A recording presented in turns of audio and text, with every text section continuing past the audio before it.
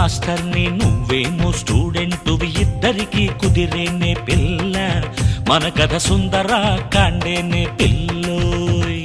పాఠాలే వినకున్నా ప్రైవేటుకి రాకున్నా బెత్తంతో కొట్టొద్దు సారు, కొడితే మెత్తంగా కొట్టాలి సారు.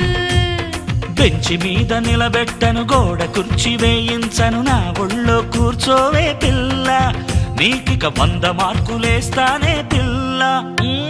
మాస్టారు మాస్టారు నీకెందుకు ఈ పాడు బుద్ధులు, పెద్దోళ్ళకి తెలిసిందా అవుతుంది మీ బాసు బదులు.